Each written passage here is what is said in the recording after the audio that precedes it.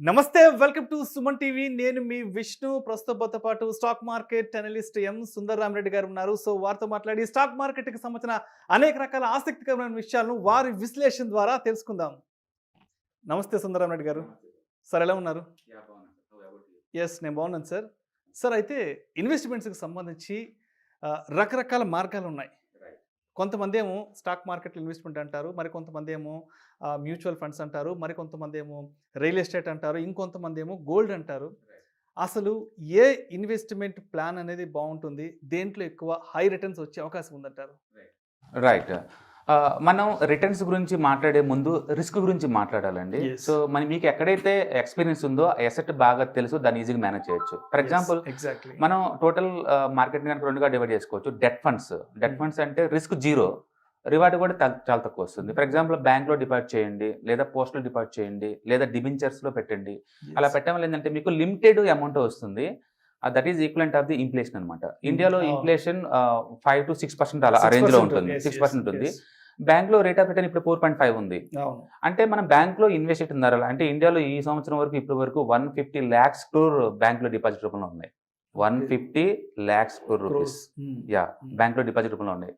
వాళ్ళకి వచ్చే negative returns అవి. ఇన్ఫ్లేషన్ కనుక కన్సిడరేషన్ తీసుకుంటే వాళ్ళకి వచ్చేది -1% అలా ఉంటుంది. ట్యాక్స్ కూడా కన్సిడరేషన్ తీసుకుంటే అది -3 అయి ఉంటుంది. అంటే ఎందుకు ఎక్కువ మంది బ్యాంకులో పెడుతున్నారంటే వాళ్ళకి స్టాక్ మార్కెట్ గురించో లేకపోతే వేరే ఇన్వెస్ట్మెంట్ గురించి తెలియక కాదు. They feel like safety. అదైతే సేఫ్టీ ఉంటుంది, మనీ రాకపోయినా పర్వాలేదు, అది సేఫ్టీగా ఉంటే చాలు అని చెప్పి చాలా మంది బ్యాంక్ డిపాజిట్ కాల్ చూసుకుంటున్నారు. బట్ అన్ఫార్చునేట్లీ వాళ్ళకి ఏంటంటే ఇన్ఫ్లేషన్ కాన్సెప్ట్ ఐడియా లేదు, రిస్క్ తీసుకోవటం ఇష్టం లేదు. అందుకని వాళ్ళు తక్కువ అమౌంట్ కైనా దే ఫీల్ వెరీ హ్యాపీ, దాంతో హ్యాపీ ఫీల్ ఉన్నారు.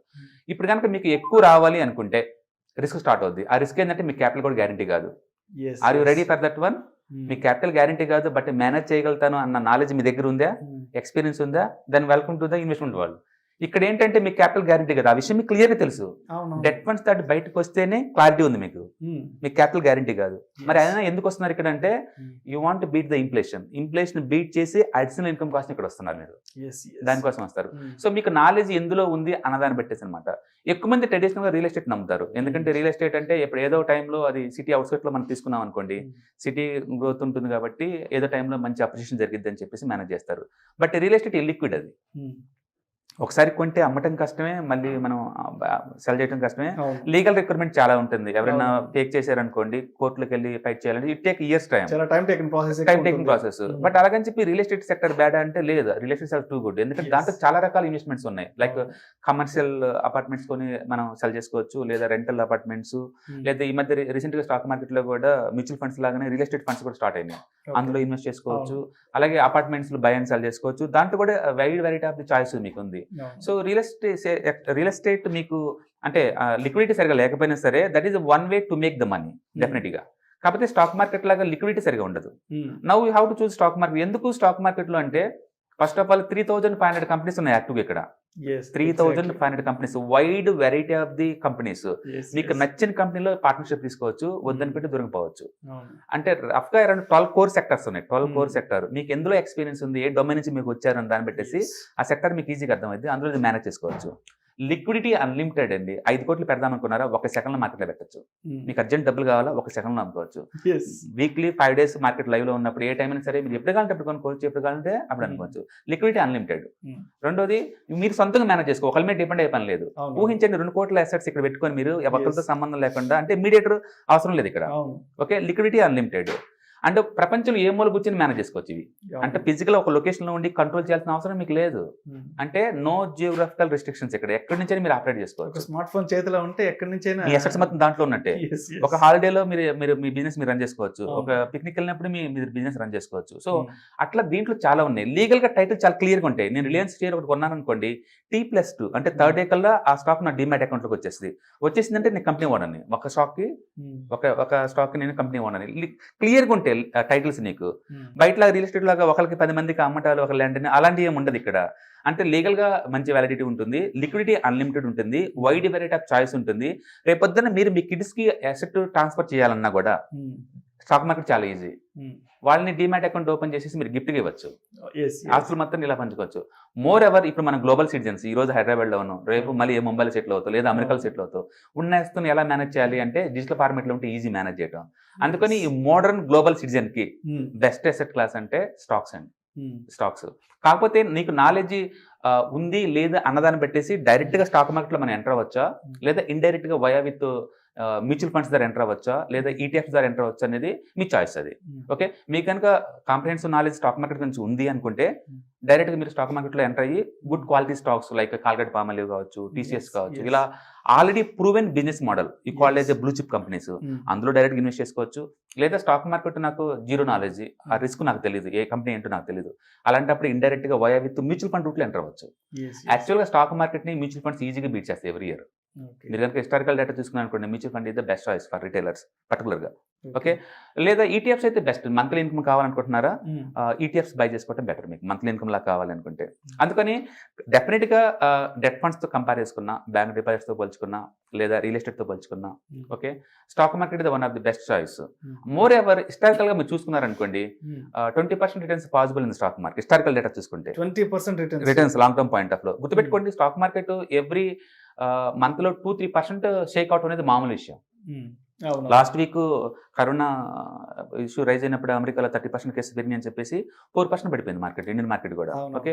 సో మంత్లీ 2-3% అనేది మామూలు విషయం. అందుకే పోర్ట్ఫోలియో మైనస్ ఈజీగా 5-6% దాకా వెళ్ళిపోతూనే ఉంటాయి మైనస్ లోకి. మేము ప్రొఫెషనల్ మాలాంటివి కూడా పోర్ట్ఫోలియోస్ మైనస్ వెళ్ళిపోతాయి ఆ టైంలో. ఓకే, మేము హెడ్జింగ్కి వెళ్ళిపోతాం అంతే ఆ టైంలో. అట్లాగే ఇయర్లీ 20% మార్కెట్ షేక్ అవటం మామూలు విషయం. డెకేడ్ కి 50% డిస్కౌంట్ రావడం అనేది మామూలు విషయం. అందుకని ఇది వాలటైలిటీ అసెట్ క్లాస్, మిగతా వాటితో మనం కంపేర్ చేయలేము. అందుకని మిగతా వాటిలో కొని అంటే మర్చిపోతారు. ఇక్కడ అట్లా కాదు, కొని మర్చిపోవటం కాదు, దాన్ని మేనేజ్ చేయడం నేర్చుకోవాలి మీరు. అంటే దాన్ని రిస్క్ మేనేజ్మెంట్ అంటారు. అది చేసుకుంటే కనుక stock market is the best asset class. ఎందుకంటే ఎప్పుడు కావాలంటే అప్పుడు అమ్ముకోవచ్చు, and average returns 20% long term లో వస్తాయి. Okay. And we don't encourage to go for speculative, అరగంటలో పెరుగుతుంది, పావుగంటలో పెరుగుతుంది ఇలా కాదండి. స్ట్రక్చరల్ గా క్యాష్ ఫ్లో అంటే ఏ కంపెనీ అయితే నిజంగా డబ్బులు సంపాదిస్తుందో అలాంటి కంపెనీలు మీరు పాఠానికి కనుక ఉంటే okay, definitely stock market the best option. ఎందుకంటే ఇవాళ రేపట్లో స్మార్ట్ ఫోన్లు వచ్చినాయి, యాప్లు వచ్చేసినాయి, ప్రతి ఇండియన్ బ్రోకర్ యాప్స్ ఆఫర్ చేస్తున్నారు. ఇప్పుడు కావాలంటే by button cell button click చేసుకోవచ్చు, లిక్విడిటీ ఉంటుంది. అండ్ మోర్ ఎవర్ 20% రిటర్న్స్ అండి. అది దట్స్ టూ గుడ్ ఐడియా. ఎందుకంటే ఒకరితో పని లేకుండా యూ మేనేజ్ యువర్ అసెట్స్. అయితే గోల్డ్ పై ఇన్వెస్ట్మెంట్ కి సంబంధించి మీరేం చెప్తారు? గోల్డ్ ట్రెడిషనల్ గా one of the best asset class అండి. బట్ మళ్ళీ again rate of return important ఇక్కడ. బ్యాంక్ తో పోల్చుకుంటే 4.5 తో పోల్చుకుంటే gold going to give to average return 6-7%. 6-7%. నీకు 6-7% కావాలి అనుకుంటే better to go for the gold. But stock market లో 15-20% వస్తున్నప్పుడు why again look for the gold? అంటే మనం కొనే అసెట్స్ సొసైటీలో టూ టైప్స్ లో ఉంటాయండి. ఒకటి ఈగో సాటిస్ఫై చేసే అసెట్స్, ఎక్కువ దాన్ని ఫేక్ అసెట్స్ అంటాం మనం. కారు కొంటాము, అది డిప్రిసియేషన్ అసెట్స్. అలాగే ఫోన్స్, కాస్ట్లీ ఫోన్స్ కొంటాము, డిప్రిసియేషన్ అసెట్స్. అలాగే హౌసెస్ కొంటాము, హౌస్ కూడా ఒక యాంగిల్ చూస్తే బ్యాడ్ అసెట్ నీ కనుక డబ్బు లేకపోతే. ఫర్ ఎగ్జాంపుల్ నీ దగ్గర 1 crore ఉంది, ఇంక వేరే అసెట్స్ ఏం లేవు, నీ దగ్గర 2 చాయిస్ ఉన్నాయి అనుకోండి, హౌస్ కొనాలి 1 crore పెట్టేసి, లేదా ఈ అమౌంట్ తోటి ఇన్వెస్ట్ చేయాలంటే I strong recommend go for investment. ఎందుకంటే మీరు 1 crore రూపాయలు కనుక ఇన్వెస్ట్ చేసుకుంటే, నేను లూజుగా చెప్తున్నాను 1 crore రూపాయలు అని ఎగ్జాంపుల్ కోసం అంతే, ఇక్కడ ఇన్వెస్ట్ చేస్తే ఈవెన్ మార్కెట్ కనుక 12% పర్ యానం చొప్పున మూవ్ అయినా నీకు 12 lakh క్యాష్ ఫ్లో ఉంది ఎవ్రీ ఇయర్. 12 lakhs నిరంతరం వస్తూనే ఉంటుంది. మీరు అదే హౌస్ కొని దాంట్లో ఉన్నారనుకోండి, క్యాష్ ఫ్లో 0 అవుతుంది. అంటే ఇప్పుడు హౌస్ బెటర్, ఇది బెటర్ అంటే ఇదే బెటర్. అదే నా దగ్గర 5 కోట్లు అనుకోండి, I will buy the 1 house. ఎందుకంటే after all life meant for enjoy కదా. నా దగ్గర 5 కోట్లు ఉన్నప్పుడు ఇల్లు కొంటాను, 1 కోటి ఉన్నప్పుడు నేను పొరపాటు కూడా ఎవరికి రికమెండ్ చేయను హౌస్ కొనమని. బెస్ట్ ఏంటంటే గో ఫర్ ద ఇన్వెస్ట్మెంట్స్. అందుకని ఇన్వెస్ట్మెంట్ ని మీ సెకండ్ కిడ్ లా ట్రీట్ చేయండి. That is going to give the lot of money. అందుకే తక్కువ అమౌంట్ తో మార్కెట్ లో ఎంటర్ అవ్వండి. ఈ లాంగ్ టర్మ్ పాయింట్ చాలా మనీ వస్తుంది కదా, ఈ మనీతో వచ్చే రిటర్న్స్ తోటి ఎంజాయ్ చేయండి life style. That is the best. So overall గా మీ అభిప్రాయం ప్రకారం స్టాక్ మార్కెట్ అయితే హై రిటర్న్స్ వచ్చే అవకాశం ఉందంటారు? రిస్క్ ఉంది, రిస్క్ లేదు, రిస్క్ కాదనలేము. మార్కెట్ అంటేనే రిస్క్ ఉంది అంతే, దాన్ని యాక్సెప్ట్ చేయాలి మనం. మీరు కనుక మేనేజ్ చేయగలిగితే స్ట్రైట్ గా మార్కెట్ లోకి ఎంటర్ అవ్వండి. మీకు ఆ రిస్క్ మేనేజ్ చేయడం చేత ఉన్నప్పుడు better to enter via with ETFs and mutual fund. అందుకని కొంతమంది ఎడ్యుకేషనల్ పీపుల్ ఉంటారు, కొంతమంది అన్ఎడ్యుకేషన్ పీపుల్ ఉంటారు. అందరినీ మనం డైరెక్ట్ గా మార్కెట్ లో రండి అని ఎంకరేజ్ చేయలేము. ఎందుకంటే యూ హ్యావ్ టు అప్రూవ్. ఇది వాలటిలిటీ అసెట్ క్లాస్ అంతే. ఓకే, దాన్ని మీరు డీల్ చేద్దాం అనుకుంటున్నారా, రిస్క్ మేనేజ్మెంట్ లో ఎక్స్పర్ట్ మీరు, welcome to the stock market. Definite గా long term point of view make the good money. మేము మంత్లీ 8-10% మనీ మేక్ చేస్తున్నాం. రిస్క్ ఉందంటే ఉంది, రిస్క్ ఉంది. అందుకని మీరు ఫుల్ టైం ప్రొఫెషనల్ గా స్టాక్ మార్కెట్ లో ఉండాలి అనుకుంటే మాత్రం రిస్క్ మేనేజ్మెంట్ నేర్చుకోండి. లేదు నేను ఆల్రెడీ వేరే ఇండస్ట్రీలో బిజీగా ఉన్నాను, వెల్త్ మేనేజ్ చేద్దాం అనుకుంటున్నాను లాంగ్ టర్మ్ పాయింట్ ఆఫ్ లో, అలాంటప్పుడు ఏంటంటే మీకు ఎంత అమౌంట్ కావాలో మీరు క్లారిటీ తెచ్చుకోండి. ఎంత సపోజ్ నేను రిటైర్మెంట్ కల్లా నాకు 100 కోట్లు కావాలి, ఎందుకు మీకు 100 కోట్లు ఎందుకు కావాలి, మనీ నీకు 100 కోట్లు ఎందుకు కావాలి?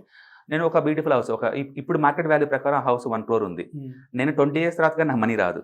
ఇప్పుడు ఈ అమౌంట్ ప్లస్ ఇన్ఫ్లేషన్ 5% లెక్కేసుకోండి, అప్పటికల్లా ఎంత హౌస్ ఏదో లెక్కేయండి. దానికి అది రిటైర్మెంట్ ఫండ్ ఏమైనా కావాలా దానికి లెక్కేసుకోండి. మీ కిడ్ మంచి యూనివర్సిటీలో చదవాలనుకుంటున్నాడా దానికి, అట్లా నీ డ్రీమ్స్ మీ ఫ్యూచర్ ఎలా ఉందో మొత్తం లెక్కేసుకొని ఎంత అమౌంట్ మీకు కావాలో క్లారిటీగా పేపర్ మీద పెట్టుకోండి. తప్పేం లేదు, అచీవ్ అట్లా లేదు కదా, బట్ నీకు అట్లా క్లారిటీ ఉంటుంది, ప్లానింగ్ ఉంటుంది. ఇప్పుడు మీరేం చేయాలంటే మంత్లీ ఎంత మిగులుతుంది మీకు, సపోజ్ నా సాలరీ 50,000, మంత్లీ ఎక్స్పెండిచర్ 30,000 అనుకుందాం, 20,000 మిగులుతుంది. అందులో ఎమర్జెన్సీ ఫండ్స్ కింద ఒక 50,000 ఫిల్ అయిన తర్వాత దాన్ని సేవింగ్ అకౌంట్ లో పెట్టేసి మిగతా అమౌంట్ అంతా వస్తుంది కదా, ఎవ్రీ మంత్ 10,000 మీకు నచ్చిన అసెట్ క్లాస్ లో పెట్టుకోండి. ఇప్పుడు నాకు ఎవ్రీ మంత్ 10,000 వస్తుంది, నా లాంగ్ టర్మ్ గోల్స్ వచ్చేసరికి 50 కోట్లు లేదా 100 కోట్లు ఉంది. దీన్ని రీచ్ అవ్వాలంటే ఎంత రేట్ ఆఫ్ రిటర్న్ తీసుకొస్తే రీచ్ అవుతారో మీకు క్లారిటీ ఉండాలా. అప్పుడు ఆ రేట్ ఆఫ్ రిటర్న్ వచ్చే అసెట్ క్లాస్ మీరు నేర్చుకొని డమ్మీ ట్రేడింగ్ లో లేదా డమ్మీ ఇన్వెస్ట్మెంట్ లో మీరు దాంట్లో ఎక్స్పీరియన్స్ తీసుకొని అప్పుడు రియల్ టైమ్ లో మార్కెట్కి వచ్చారనుకోండి, క్లారిటీ ఉంటుంది. అందుకని అందరినీ 5 కోట్లు కావాలని కోరుకుంటే ఎందుకు? ఇప్పుడు హిమాలయ పర్వతాల్లో ఉన్నారు, సన్యాసుల దగ్గర రూపాయి కూడా అవసరం లేదు, వాళ్ళు హ్యాపీగా లేరా? అందుకని అమౌంట్ ఎందుకు అవసరం మీకు క్లారిటీ ఉండాలి. అందుకే చాలా మంది మోటివేషన్ క్లాసులు ఏం చెప్తారంటే, మీకు ఏదైనా కావాలి అనుకుంటే ఆ పోస్ట్ అంటించుకోమంటాడు, మార్నింగ్ లేవని చూడమంటాడు. అది చూడటం ఎవరికీ అది గుర్చేస్తుంది, మీ టార్గెట్ ని గుర్చేస్తుంది, దానికి అప్పుడు స్లోగా దాన్ని రీచ్ అవడం ట్రై చేస్తారు అనమాట. అలాగే మీరు కూడా ఏదైనా స్ట్రాంగ్ డిజైర్ ఉందా దీన్ని ఫాలో అవ్వచ్చు, తప్పేం లేదు. సో ఓవరాల్ గా చెప్పాలంటే హై రిటర్న్స్ ఎక్స్పెక్ట్ చేస్తే మాత్రం రిస్క్ ని ఫేస్ చేయడానికి సిద్ధంగా ఉండాలి. రిస్క్ తో అవసరం లేదనుకుంటే అదర్ ఇన్వెస్ట్మెంట్స్ లో ఎక్కడైనా వెళ్ళిపోవచ్చు. సో ఇది డిపెండ్ కాకపోతే రేట్ ఆఫ్ రిటర్న్ నీకు ఎంత కావాలి, ఎందుకు కావాలి కూడా మీరు క్వశ్చన్ చేసుకోవాలి. ఎందుకంటే హ్యాపీనెస్ అనేది మనీతో మెజర్ చేయలేం కదా. కొంతమంది 1 crore హ్యాపీ ఫీల్ అవుతారు, కొంతమంది 50 కోట్లు హ్యాపీ ఫీల్ అవుతారు. సో నీకు ఎంత కావాలి, అందుకని మంత్లీ ఎంత మిగులుతుంది ఎక్స్పెండిచర్ పోగా, నీకు ఎప్పటికల్లా ఎంత అమౌంట్ కావాలి, ఈ మధ్యలో జర్నీకి ఈ స్టాక్ మార్కెట్ వెహికల్స్ అన్ని పనిచేస్తాయి. అది మ్యూచువల్ ఫండ్స్ కావచ్చు, ఈటీఎఫ్స్ కావచ్చు, స్టాక్స్ కావచ్చు, రియల్ ఎస్టేట్ కావచ్చు, పోస్టల్ డిపాజిట్స్, నీకు లిస్ట్ ఎత్తున 100 ఉన్నాయి దగ్గర ఇన్వెస్ట్మెంట్ వెహికల్స్. మీ ఇష్టం ఎందులో పెట్టుకోవచ్చు, మనం ఎందులో పెట్టచ్చు. మొత్తానికి అయితే ఓవరాల్ దీన్ని రీచ్ అవడానికి నాకు ఎంత రేట్ ఆఫ్ రిటర్న్ అయితే నేను రీచ్ అవుతూ అన్నదాన్ని పెట్టేసి మీ నాలెడ్జ్ ఇంప్రూవ్ చేసుకుని ఆ ఏరియాలో వర్క్ చేయడం తప్పేం లేదు. చాలా మంచి క్లారిటీ ఇచ్చారు.